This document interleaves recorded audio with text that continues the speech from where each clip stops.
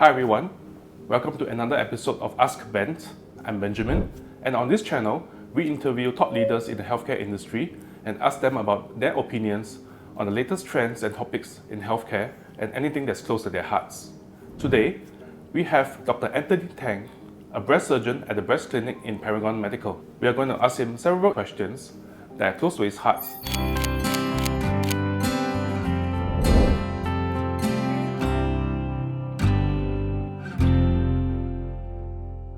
Welcome, Dr. Tang. Thank you very much, Ben. Thanks for having me here today. Dr. Tang, would you like to give our viewers a short introduction of yourself? Oh, sure. So I'm a breast cancer surgeon, and the area that I specialize in is called oncoplasty. In other words, I deal a lot with breast cancer, the surgery involved with it, and also reconstruction if necessary. So I've been in this field for over 25 years now, and for the past 10 or so years, been in private practice. And my current practice, as you already mentioned, is over in Paragon. And I've had the privilege of practicing medicine over here in Singapore, of course, and also having practiced a little bit in Australia. Let's go straight into the questions. Sure. Is it true that only women can get breast cancer? Okay. Very good question to start off with. So the vast majority of people who get breast cancer are actually women. Okay, but men can get breast cancer too. Statistics show that for, let's say, every 100 or so patients who have breast cancer, only one is male. Yeah, so the vast majority is going to be women. If nobody in their families has had breast cancer before, then they're automatically safe from it. Is this true? Okay. Unfortunately not. So amongst women, 85% of breast cancer cases have got no genetic predisposition. In other words, they could be the first person in the family getting breast cancer. 85% of the time, we do not really know what the cause of the breast cancer is. It's true, 15% have a genetic link to it. And I think a lot of people now know about this genetic link because of particular genes called BRCA, B-R-C-A, because of a very famous American actress, Angelina Jolie, who had it as well. And then she publicized it and got everyone, more aware about breast cancer issues. So the overwhelming majority of breast cancer patients may have no discernible reasons for them having breast cancer at all. Absolutely, yeah. Fortunately, we know how to treat breast cancer, yeah, but unfortunately, we still don't know the root cause of it. So until now, we still cannot sort of like prevent it. There's some other cancers around. For example, cervical cancer, we know that it's caused by a particular virus, the human papilloma virus. And so if you're very young and you get immunization against this virus, it decreases your chances of getting cancer, this particular type of cancer, to almost zero kind of thing, right? Unfortunately, for breast cancer, we don't have such immunization as yet. Do certain types of deodorants, underwire bras, or even foods cause breast cancer? No, certainly not. So deodorants are totally safe, underwire bra as well, okay, or for that matter, any sort of bra. So what I always tell my patients is, just wear whatever's comfortable for you. Yeah, there's no particular bra that reduces the risk of cancer, nor does it increase the risk of cancer. In regards to foods, okay, so obviously we always have to look after our overall health as well, not just looking at preventing breast cancer. So it's always good to have more vegetables, fruits, nuts, and less of the proteins that we usually take. Most of us nowadays, I must say I'm sometimes guilty of this as well, take too much meat in our diet. Also, we should be a little bit more aware of how our food is being cooked. For example, just don't take too much of deep fried things, right? Not that you can't, but just reduce the amount of deep fried foods that you take. Yeah, so go for more sort of healthy ways of cooking stuff. Pan fry something, or if you steam, it's even better. But with regards to food, we know that obesity does increase the risk of breast cancer. So our diet is important, and of course exercise as well. I think it's a sobering thought that the obesity can cause breast cancer as well. Yeah. Now for the next question, which is quite an interesting but potentially sensitive one. Oh, okay. Do biopsies cause breast cancers to spread? Oh, certainly not. So certain regions, I would say, in Asia, kind of thing, for whatever reason, a lot of patients over there think that biopsies cause the cancer to like sort of explode and then start to spread around kind of thing, but it really does not. So biopsies have been around for many years now, especially for breast cancer, has never been shown to cause spread. But of course, whenever we do biopsies, there are certain precautions that we take as professionals as well to reduce the even slightest potential of this thing spreading. Yeah, for example, when we do a biopsy, which is usually done with the use of a needle, we would use a metallic sheath on the outside so that, that particular needle that is taking the sample would not touch any other tissue around. These are just extra precautions that we take. Yeah, but none of these biopsies have ever been shown to cause breast cancer to spread. And I think personally, that's an important point to clear up because of the importance of biopsies in the diagnosis and even the treatments of breast cancer. Oh, absolutely. Yeah, it is actually the gold standard, so it's the highest level of practice to confirm or to ensure that a particular lesion is either cancerous or non-cancerous and whether further treatment is necessary. Yeah. Are younger women getting breast cancer nowadays? That's a very interesting question. Overall, not to alarm anyone too much, but just to make everyone aware, especially in Singapore now, around about 1 in 12 to 1 in 10 women would get breast cancer in their lifetime. That particular rate seems to be increasing. So if we look at other countries that do breast cancer screening a bit more, for example in the US and all, their rates are more like 1 in 7 women. So it's the most common cancer among women, and in the world right now it's still the number 1 cause of death. So something that we should be very aware of. In Asia, we have noticed for a long time, so all around the world, usually breast cancer is a disease of the elderly. When I say elderly, it's usually above the age of 60. Okay. So all around the world, everyone started doing breast cancer screening, which we'll talk about a bit more in detail later on, from about the age of 50. But in Asia, we noticed that there was an earlier peak of ladies in their towards mid to late 40s getting breast cancer. So in Asia, breast cancer screening always started earlier at the age of 40. But in recent years, like in the US, they're dropping that rate, that age group from 50 to 45 and now down to 40.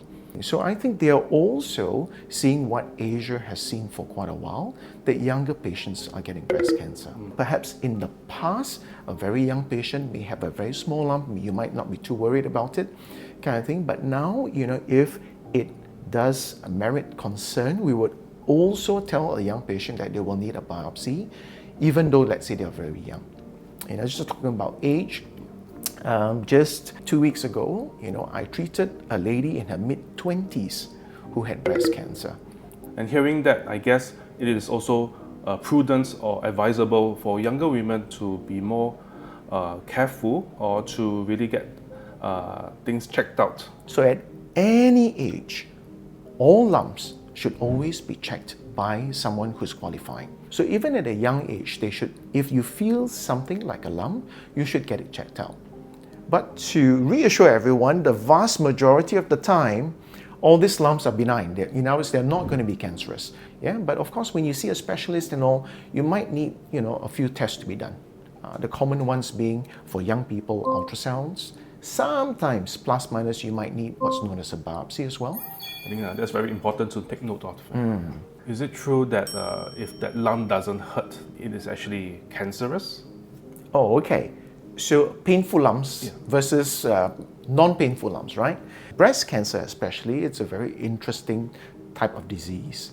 It is most of the time a non-painful type lump. So even if the cancer grows, let's say to the size of my fist, it's so big, okay, and you press on it, it still is not painful, but it's going to be a very hard lump that can be felt. So in the past, unfortunately, a lot of ladies, even though they have felt a lump in the breast, they have not seen any doctor because it doesn't impede in any of their daily activities. They can still do whatever they normally do, go to work, go out for meals with friends or whatever it is, but they know that there is something growing inside, and they sort of know that there's something wrong. Even when the cancer, let's say, invades into the skin, Okay, and then there's an ulcer. In other words, now there's fluid coming out through the skin because of the cancer. Even at that stage, it is still not painful. Again, to reiterate, get all lumps checked out no matter what you think of it. Yes, or what age, just get it checked out. Yeah. Does having breast cancer always mean that you're going to lose the breast? Oh, certainly not. So in the old days, many, many years ago, like 70 years ago, there was only one type of surgery for breast cancer, which is the removal of the whole breast, a lot of the lymph nodes around the area, okay, and also the muscle, the main muscle of the chest is called the pec major. Okay, that's also removed during the surgery. Then as years progress, we realized that we don't need to do such major surgery, and we can still treat breast cancer and get the same good long-term outcome for the patient. I see. So it became smaller and smaller. Okay. And now we know that if we find cancers early, small cancers, then we can do what's known as a lumpectomy. We just remove the cancer and surrounding tissue, but we don't need to remove the whole breast. But this applies, of course, only to small cancers. When the cancer is rather big, then we might need to do the old-style operations. Yeah, so hence the importance also of detecting cancer early if somebody were to have cancer, because we can certainly save the breast. There are now, of course, more modern techniques as well, in which we can save the original breast. For example, let's say if the tumor is already quite big, so we can give certain treatment upfront to shrink the cancer, make it smaller, such that you don't need to remove the whole breast. You just remove the area around the cancer. So there are many ways now to save the breast. Even if we do need to take the breast, even at that stage, we now have a surgery where we can keep the original nipple, areola, and skin of the breast. Okay. So the whole original shape is still there, just that inside, all the breast tissue, including the cancer, of course, is removed. Yeah, so now there is an emptiness, a cavity inside, and we can fill that cavity with either the patient's own tissue, so we take tissue from somewhere else, usually from the tummy area, so it's sort of like a tummy tuck at the same time, and you put it up here, or you can use an implant. Yeah, so that's called reconstruction. Yeah, so it can be done the same time as the removal of all the breast tissue. Yeah, we don't always need to do that, of course, only if the cancer is quite big. All cancers are curable, and if we detect it early enough and it's small, we can definitely save the rest of what's known as the native breast, the original breast. And I guess, just to reiterate, this highlights the importance of early detection. Absolutely. But it also brought to mind, sometimes we think of surgery as, doctors using a butcher's knife. But it seems to me that this is actually more of an art form, especially when you talk about breast reconstructive surgery. Absolutely, yes. The main thing in any surgeon's mind is, of course, safety. We want to make sure that the cancer is adequately cleared so that it will never disturb the patient again. I guess many women would find that very reassuring to hear. Absolutely, yeah. So, Dr. Tang, another popular question among our viewers. Does every breast cancer patient require chemotherapy? Certainly not. So we now have many ways of determining whether a patient needs chemotherapy. Yeah? In general, the earlier we detect the cancer, the less likely the patient is going to need chemotherapy. But obviously, if we detect it late and the cancer, let's say, is already quite large or has started to move into the lymph nodes, then that increases the need for the patient to have chemotherapy. So in the past, it used to be a lot of physical factors that determines this, like, for example, the size of the cancer, how many lymph nodes were affected and things. But nowadays, we have more sophisticated tests, which are actually on a molecular level. So that particular test looks at how aggressive a particular cancer is, rather than the actual size. So in other words, let's say all the cancer was the same size, all 1 centimeters. Some are more aggressive than others. And chemo is needed for the more aggressive types, whereas the less aggressive types may not need chemotherapy. So there are quite a few tests that can be done now, and to determine to a much more accurate degree as to whether a patient needs chemotherapy. Yeah? But most patients, if you detect the cancer early and get treatment early, will not need chemotherapy. Okay, I think that's very reassuring to hear. The importance of early detection, not only for the detection of cancers itself, but to ensure that you catch it early so that you do not require such aggressive treatments like chemotherapy. Absolutely. And other therapies that may be involved. Absolutely. So we've talked about early detection, right? So cancers, we usually talk about it. I think a lot of people know about stages like 1, 2, 3, 4 of cancer, yeah? But if we detect things early, we can get it, a lot of it, at stage 0. In other words, this is a direct precursor to actual cancer. Yeah, it's what's known as ductal carcinoma in situ. It's not started to spread yet, it's still in situ. Yeah? So if we detect it at this stage and treat it at this stage, all these patients do not need chemotherapy. For all these patients who are treated very early, outcome is near 100% cure rate, over time. Kind of thing. So that's the aim. Amazing. I think most of us have never even heard of stage 0 and the cure rate of nearly 100%. Yes. I think that's the aim of all physicians, doctors. Absolutely. Like yourself, That's what we hope to do all the time. That we'll be able to give near 100%, cure rate to all our patients. Yeah. So if we can pick it up early, of course, we get to that target a lot easier. Next, a very simple but certainly not a simplistic question. What does a breast cancer surgeon do? Oh, what do I do? Yeah. Okay.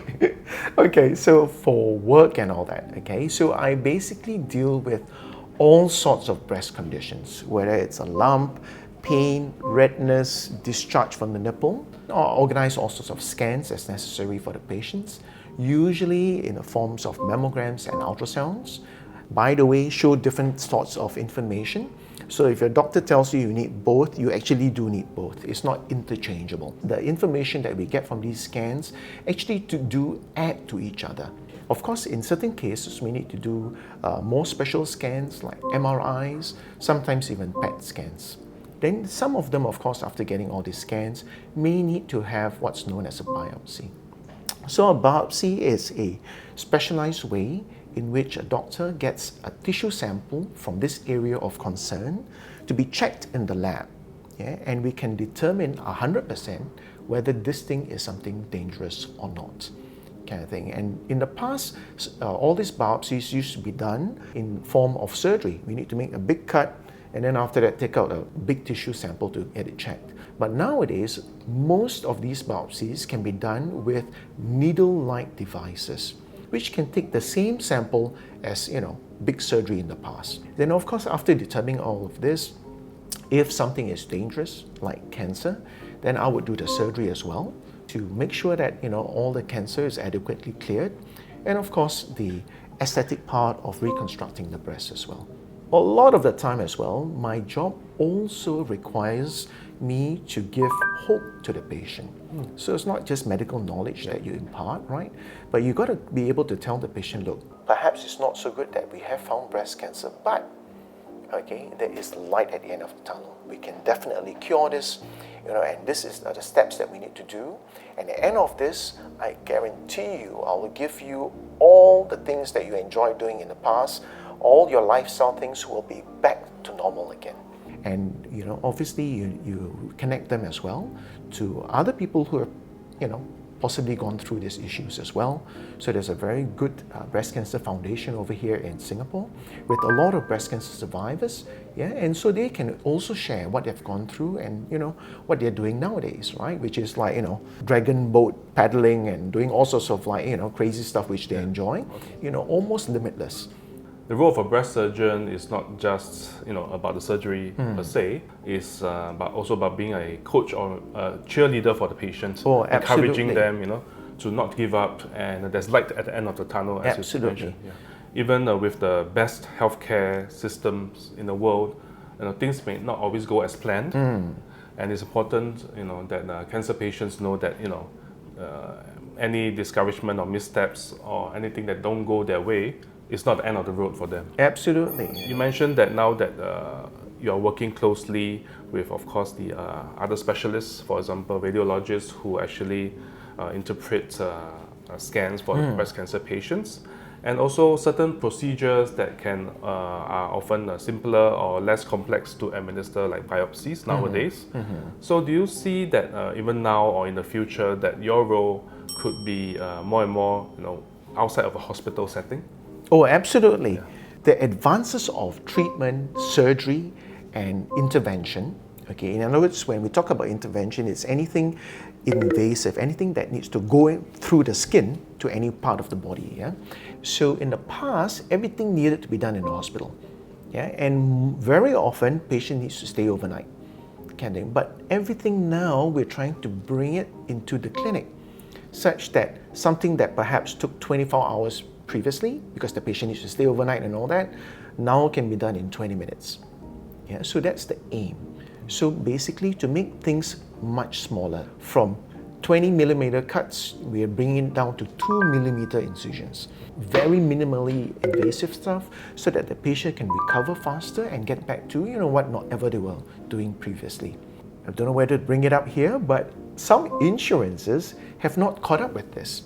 So that's a topic for another day perhaps, kind of thing. So some insurances still require that the patient goes to hospital to get things done, which is nowadays actually not really necessary. And for our viewers who have caught our previous episodes, you all know for sure that we'll be touching on this topic sooner than later. Oh really? You've been talking about insurances and all that earlier? Yes. Oh, and, right. Healthcare coverage, Okay. healthcare financing. Interesting. Yeah. Maybe I'll come back for that episode too. Because it's part and parcel, right, of any healthcare journey that a patient has to undergo. And we can't, we like to ignore it, but we can't, especially nowadays. Yeah, absolutely. So Dr. Tang, what has been the most challenging surgery you have faced in your 25-year career so far, and how did you overcome it? I think the most challenging cases are always cases that other regional doctors found very difficult to deal with and sort of like not know what to do, and therefore they get referred over here. So those cases are a bit tougher because something has been partially done already, right? But the patient is still not cured, and therefore we need to do more. Nowadays, treatment for breast cancer, we talk about it in a multimodal fashion. That means it's not just the surgeon who's doing everything, but you need to work with your other colleagues as well. As I mentioned before, the medical oncologists, the radiologists, radiation specialists, and sometimes the pathologist as well. So this is the person who specializes in looking at slides in a microscopic level as to whether there's cancer around. Yeah? And very often during surgery itself, we take small sections off, which are then checked instantaneously almost, kind of thing, by the pathologist in theatre to tell you whether everything has been cleared. And I do recall one of a young patient who came from Philippines. And unfortunately, this patient was in quite a bit of trouble. This cancer was growing despite all the best treatment that the doctors whom she saw were doing. So she came over here, and fortunately, we were able to help her out. And last I understand, her mom told me that she is living quite happily over in Canada now. Whether you feel a lump or you don't feel a lump, there's pain or there's no pain, doesn't matter. Okay, this is what screening is all about. Screening is going for a check even when you have no symptom. So all ladies from the age of 40 should go for a mammogram once a year to check things out, just to make sure that everything is good, and everything is safe.